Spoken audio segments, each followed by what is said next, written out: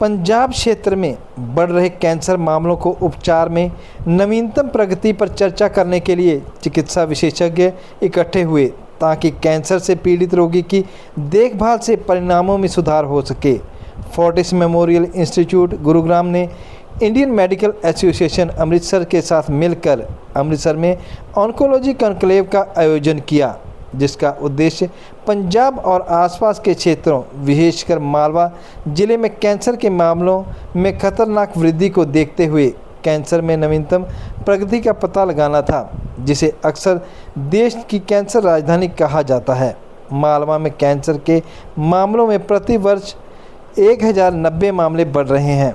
Fortis health care के मुख्य वक्ताओं doctor Vinod Raina, chairman onco sciences, doctor Rahul Bhargava, principal director, doctor Anil Kumar Anand, D Vedant Kabra, doctor Ishita B Sen, doctor Davinder Pal, senior consultant medical oncology, Fortis hospital Ludhiana, doctor Parveen Kaur, doctor Anish Bhatia, doctor हुमानूर, consultant medical oncology, Fortis hospital Amritsar. Panel ने medical oncology में हाल ही में हुई प्रगति, रक्त कैंसर का प्रारंभिक निदान, समकालीन और उन्नत सर्जिकल ऑन्कोलॉजी, विकिरण ऑन्कोलॉजी में व्यक्तिगत कैंसर देखभाल के तरीके, उन्नत परमाणु चिकित्सा, कैंसर इमेजिंग और therapy, triple negative breast cancer और non small cell lung cancer जैसे विषयों पर केस चर्चाओं पर जानकारी साझा की। देखिए, जो इन्होंने कवर किया है पिछले पौने घंटे में, मेरे कलीग्स ने सब कुछ कवर किया है। एक चीज़ मिस हो गई जो कि शायद मुझे बोलनी थी, is a precision oncology. Precision oncology बहुत बड़ी तरीके से हर जगह आ रही है कैंसर के ट्रीटमेंट में। इसका ये बेनिफिट है कि अब कीमोथेरेपी कुछ कैंसर्स में ज़रूरी नहीं है। प्रेसिजन ऑन्कोलॉजी में हम कुछ नए मॉलिक्यूल्स होते हैं जिसको इम्यूनोथेरेपी बोलते हैं या टारगेटेड थेरेपी बोलते हैं या TKIs बोलते हैं। स्पेशली दो कैंसर्स में, लंग कैंसर और ब्रेस्ट कैंसर में बहुत इफेक्टिव है, विद द रिज़ल्ट कि कुछ काफ़ी पेशेंट्स के लंग कैंसर में अब कीमोथेरेपी की ज़रूरत नहीं है, इन्हीं मॉलिक्यूल से ठीक हो जाते हैं। इनका एडवांटेज दूसरा ये है कि जो साइड इफ़ेक्ट्स क्लासिकली हम देखते हैं कीमोथेरेपी से, जो बाल जड़ जाते हैं, ब्लड काउंट्स कम हो जाते हैं, वो इन मॉलिक्यूल से नहीं होते हैं। और many cases these molecules are more effective than chemotherapy. Breast cancer का भी एक जो सब टाइप है ब्रेस्ट कैंसर का, जिसको कि हम HER2 पॉजिटिव ब्रेस्ट कैंसर बोलते हैं, उसमें भी टारगेटेड थेरेपी बहुत अच्छा काम करती है। एंड कुछ पेशेंट्स तो कुछ ब्रेस्ट कैंसर के होते हैं, आफ्टर कीमोथेरेपी उनको दिया जाता है Herceptin for a long period of time, which reduces, recurrence को कम करता है। तो इसको आपने सुना होगा, प्रेसिजन ऑन्कोलॉजी और टारगेटेड थेरेपी और immunotherapy, this is come in a big way in the last 10 to 12 years in India. US में पहले भी आई थी 15-20 साल पहले, बट इंडिया में पिछले 10 साल से काफ़ी फैल रही है, इसका यूज़ काफ़ी फैल रहा है। The only constraint is the cost of these molecules are still high, but government ने कैप लगाई है काफ़ी इन मॉलिक्यूल्स के, विच आर पॉपुलर मॉलिक्यूल्स और which are very effective in lung cancer. Cap लगाई है विद द रिजल्ट कि many and more patients are benefiting from this targeted therapy और प्रेसिजन, जिसको प्रेसिजन ऑन्कोलॉजी बोलते हैं। The outcome of many cancers, specially lung cancer, stage 4 the survival used to be less than a year. अब I see stage 4 lung cancer surviving for 5-6 years also. और similarly breast cancer, जो advanced cancer थे, HER2 type का breast cancer था, they are living many years. तो ये oncology है, इसी तरफ अब जा रही है, towards targeted therapy. You find out और locate the defect in the defect. हाँ, ट्रीटमेंट की स्टार्टअप कितने में? नहीं, वेरिएबल है जी, वेरिएबल है। लंग कैंसर में जो पैकेजेस वगैरह हैं, सरकार ने एक मॉलिक्यूल है वो ऐसा किया है कि 5 साइकिल पेशेंट को देनी पड़ती है, and if the patient is continues to live after 5 cycles till he is alive, it is free. That is as per the इसमें जैसे कि सरकार की जो सेवा है, it is capped by the government prices. जैसे 1.5 लाख वाली या 5 लाख वाली फाइल बनती है, वो लोग अपना बना सकते हैं आकर फोर्टिस में? नहीं, फोर्टिस में मतलब लगवा सकते हैं कि बनवा सकते हैं? हाँ, लगा सकते हैं। गवर्नमेंट ने प्राइसेस वो कैप किए हैं, ऐसा नहीं कि हम कोई भी प्राइस लगा सकते हैं। उससे काफ़ी फ़ायदा हुआ है, काफ़ी पेशेंट्स को फ़ायदा हुआ। कैंसर जब हो जाता है तो बॉडी में जो रेड सेल की है वो वर्किंग बंद हो जाती है, कम हो जाती है, कम हो जाती है, कम हो जाती है, यानी वो वर्किंग में रहते हैं लेकिन कम हो जाता है, एनीमिया हो जाता है, काफ़ी ड्रग से कम। फोर्टिस की तरफ से बिल्कुल क्योंकि हर वर्ग का इंसान को कैंसर और थैलेसीमिया से जीतने का अधिकार है, ये हमारे डीएनए में है। और उसी के चलते हुए कोऑपरेट सोशल रिस्पॉन्सिबिलिटी से टाई अप करके कोल इंडिया के माध्यम से हर एक 10 साल के बच्चे तक थैलेसीमिया का bone marrow transplant Fortis memorial research institute में फ्री होता है। यही मुहिम को, जो कैंसर हाईली क्योरेबल है, फोर्टिस निरंतर रूप से CSR के माध्यम से कोशिश कर रहा है कि पीडियाट्रिक कैंसरों में जिसमें 90% लोग क्योर होते हैं, उनके लिए पैसा इजाद कर पाए और कलेक्ट करके उनको इलाज कर पाए। अमीर वर्ग अमेरिका जा सकता है, अमीर वर्ग बाकी अस्पताल जा सकता है, बट फोर्टिस की ये मानना है कि कोई भी वर्ग अच्छे इलाज से वंचित ना रहे, उसके लिए वो निरंतर रूप से प्रयास कर रहा है। सर, एक छोटा सा ब्रीफ कर दीजिए, आज के कॉन्क्लेव किस बारे में था, किसके द्वारा करवाया गया और क्या कंक्लूजन? डॉक्टर आनंद से ले लीजिए। आज का कॉन्क्लेव 2 चीज़ों के लिए है। एक, डॉक्टर को के साथ गोष्ठी में एडवांसमेंट्स के लिए कि कौन सी नई मशीनें आ रही हैं, कौन सी टेक्नोलॉजी कितनी तेज़ी से आगे मूव कर रही है, क्योंकि दोस्तों निरंतर रूप से कैंसर को हराने के लिए हर हफ्ते में नई दवाइयाँ, नई व्यवस्थाएं, नई टेक्नोलॉजी, नई मशीनें, नए इन्वेस्टिगेशन इजाद होते जा रहे हैं।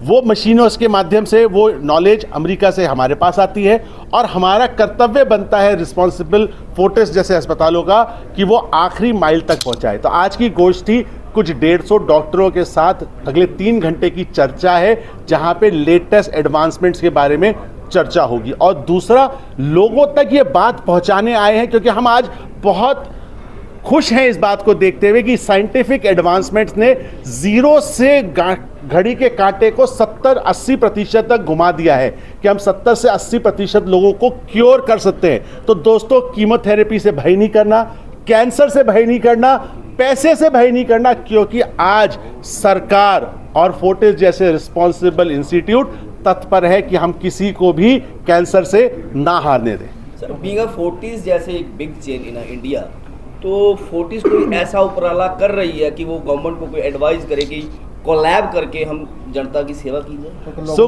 गवर्नमेंट को एडवाइस नहीं कर रहे, गवर्नमेंट से कोलैबोरेट कर रहे हैं ताकि सारे स्टेक होल्डर, पब्लिक या प्राइवेट से कोई फर्क नहीं पड़ता। दोस्तों, देश का इंसान जिसने भी इस देश की मिट्टी में जन्म लिया है, उसके साथ में अगर कैंसर होता है, उसको हराने के लिए फोर्टिस हर इंस्टीट्यूट, हर उस ऑर्गेनाइजेशन से हाथ मिला रहा है, कदम ताल कर रहा है, साथ साथ चल रहा है ताकि वो नई चीज़ें ईजाद कर पाए। मेक इन और मेड इन इंडिया को वो थरोली बिलीव करता है ताकि जो दवाइयाँ हैं, जो अमेरिका की आज दवाइयाँ शायद हमारे 20-30% नहीं ले पाते, उनको भी हम उस आलम में ला पाएँ ताकि वो लोग भी दवाइयाँ ले पाएँ, सुदृढ़ तरीके से जी पाएँ। Thank you sir. मेरा नाम है अनिल कुमार आनंद।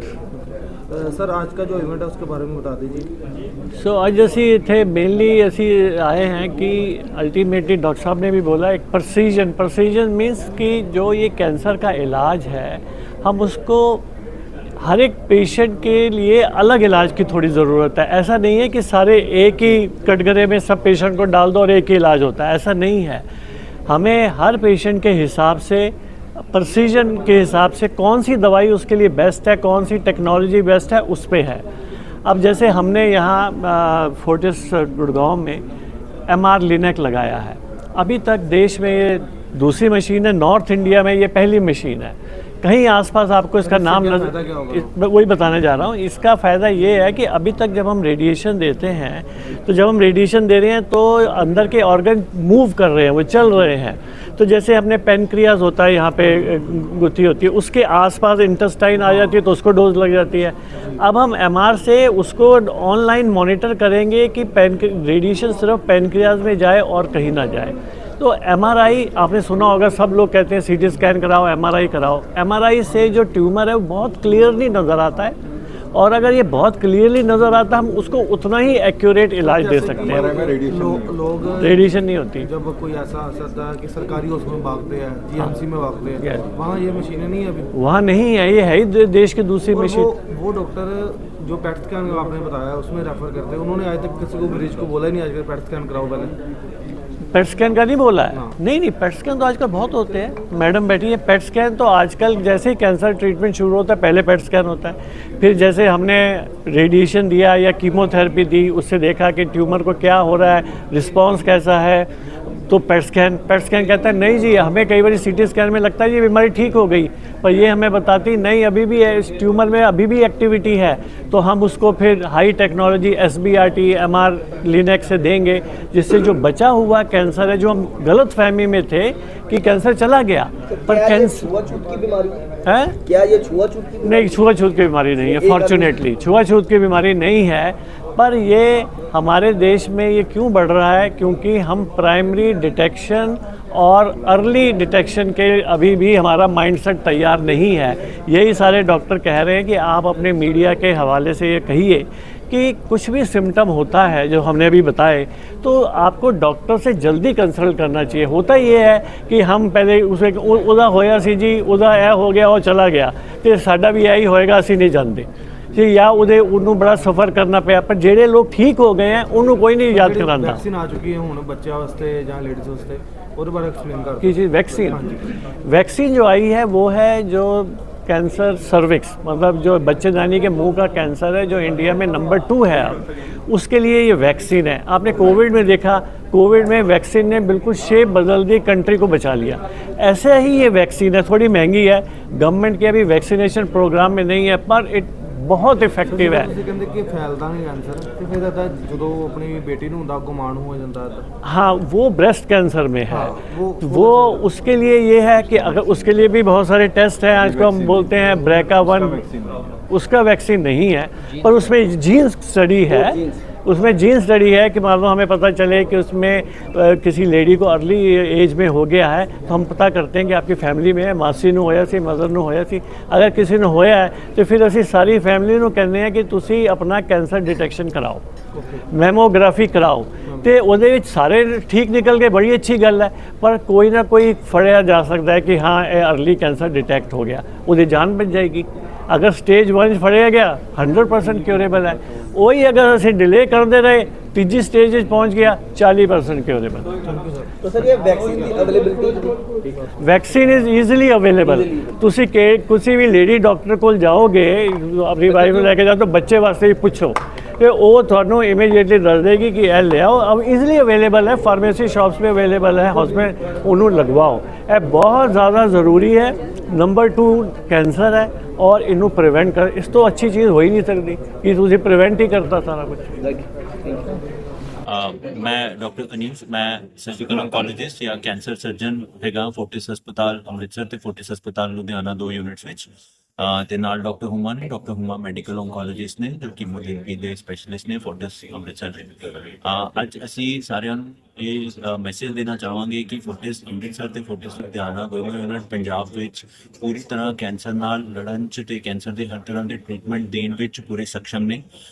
ਜੇ ਆਪਾਂ ਸਰਜਰੀ ਦੇ ਬਾਰੇ ਗੱਲ ਕਰੀਏ ਤਾਂ ਫੋਰਟਿਸ ਅੰਮ੍ਰਿਤਸਰ ਵਿੱਚ ਅਸੀਂ ਹਰ ਪ੍ਰਕਾਰ ਦੀ ਕੈਂਸਰ ਸਰਜਰੀ ਦੀਆਂ ਸੇਵਾਵਾਂ ਦੇ ਰਹੇ ਹਾਂ, ਜਿਹਦੇ ਵਿੱਚ ਪੂਰੀ ਜਟਿਲ ਕੈਂਸਰ ਦੀਆਂ ਸਰਜਰੀਆਂ, ਗਲੇ ਦੇ ਕੈਂਸਰ, ਸਤਨ ਦਾ ਕੈਂਸਰ ਤੇ ਪੇਟ ਦੇ ਕੈਂਸਰ, ਉਹ ਸਭ ਤਰ੍ਹਾਂ ਦੀਆਂ ਸਰਜਰੀਜ਼ ਅਸੀਂ ਕਰ ਰਹੇ ਹਾਂ।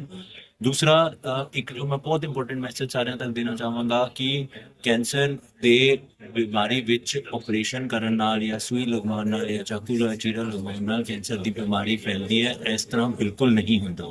ये जिहड़ा डिसीजन है ये तुहाडे डॉक्टर दा है और तुहाडे डॉक्टर नूं ही लेना चाहिए है। अपने डॉक्टर की सलाह जरूर लो इस बारे। जे इस तरह की कोई भी गल नहीं है कि कैंसर का ऑपरेशन करने नाल कैंसर फैल जाता है। इनफैक्ट जिहड़े बॉडी के मेन ऑर्गनस के कैंसर ने उन्हां विच कैंसर सर्जरी एक बहुत ही इंपॉर्टेंट ट्रीटमेंट का हिस्सा है। तो असी फोर्टिस अमृतसर ते फोर्टिस लुधियाना विच हर तरह दी कैंसर सर्जरीज की सेवावां दे रहे हैं। डॉक्टर हुमा दस सके सानूं जिहड़ी मैडिकल ऑन्कोलॉजी या कीमोथेरेपी की दवाइयां बारे। Doctor Huma medical oncologist Fortis Amritsar में हूँ। जैसा कि डॉक्टर अनीश ने कहा कि कैंसर के डायग्नोसिस के बाद उसके ट्रीटमेंट के कई प्रकार होते हैं, जिसमें सर्जरी, कीमोथेरेपी, टारगेटेड थेरेपी या रेडिएशन थेरेपी लगती है। और सर्जरी उन कैंसर्स में होती है जिनमें क्योरेबल ठीक होने की ये ठीक हो सकते हैं, बट जो कीमोथेरेपी है वो उन कैंसर्स में भी लगती है जो क्योरेबल नहीं होते हैं। स्टेज 4 वाले कैंसर्स, जो एडवांस स्टेज वाले कैंसर्स होते हैं, उनमें कीमोथेरेपी भी लगती है। इसके अलावा जो आजकल कीमोथेरेपी के अलावा ट्रीटमेंट कैंसर्स के लिए अवेलेबल है, टारगेटेड थेरेपी है या इम्यूनोथेरेपी है। और कैंसर्स का ट्रीटमेंट बहुत एडवांस हो चुका है और आगे भी हो रहा है बहुत तेज़ी से, जिसके वजह से फिर जो साइड इफ़ेक्ट्स हैं जो पहले कीमो से देखे जाते थे वो आजकल देखने को कम मिलते हैं, या बहुत सारे पेशेंट्स में जिनमें कीमो नहीं लगती है तो टारगेटेड थेरेपी या इम्यूनोथेरेपी से वो साइड इफेक्ट्स हेयर रिमूव हो जाते थे, उसके बारे में क्या आजकल एडवांस टेक्नोलॉजी? जी, जैसे कि मनीष ने ऑलरेडी भी आपको पहले बताया था कि स्कैल्प पूलिंग एक मशीन है जिसकी वजह से जो हेयर लॉस है वो काफ़ी कम हो जाता है, मतलब एकदम कम हो जाता है, पूरे बाल नहीं झड़ते हैं। और हर पेशेंट को या किसी भी कैंसर पेशेंट को, हर पेशेंट को जिसको भी कीमो लगती है उसके बाल नहीं झड़ते हैं। ऐसा नहीं है कि हर पेशेंट को जिसको कीमो लगी उसके बाल झड़ेंगे। कुछ कैंसर्स में कुछ कीमोथेरेपी की दवाइयाँ हैं उसमें बाल झड़ना एक साइड इफेक्ट है।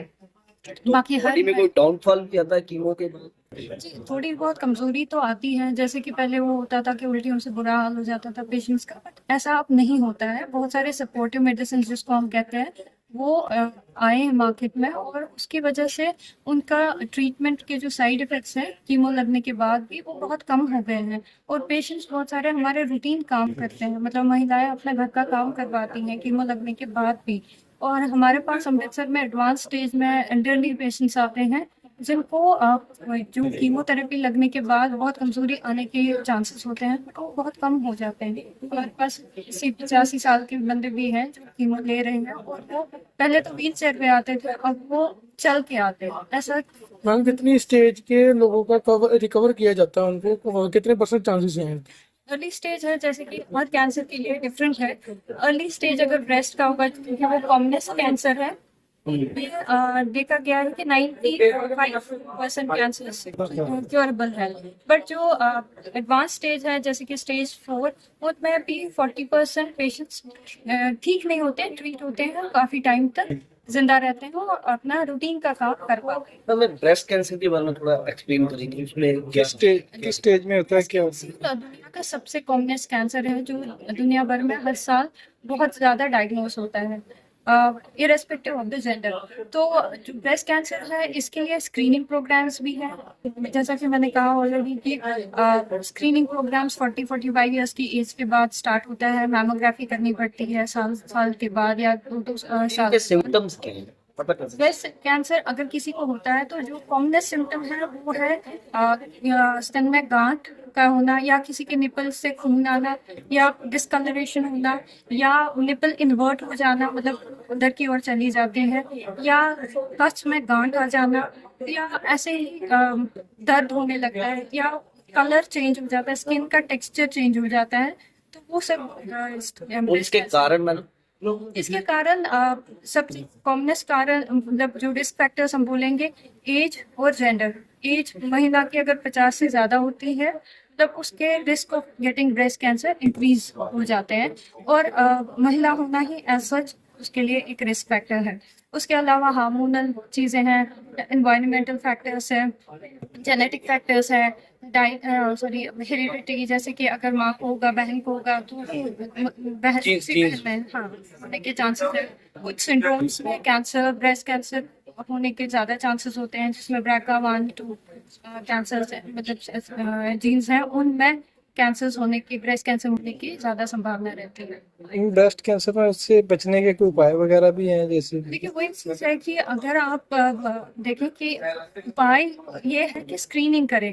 जो रिस्क फैक्टर्स हैं, अगर फैमिली में किसी को रिस्क फैक्टर्स है, ब्रेस्ट कैंसर किसी को हुआ है, या पहली जनरेशन में, दूसरी जनरेशन में, तो उसको चाहिए कि उस हिसाब से अपने डॉक्टर से मिले और जो अप्रोप्रिएट स्क्रीनिंग मेथड्स हैं वो स्टार्ट कर ले, क्योंकि अर्ली डायग्नोसिस बहुत अच्छी चीज़ है कैंसर को क्योर करने में।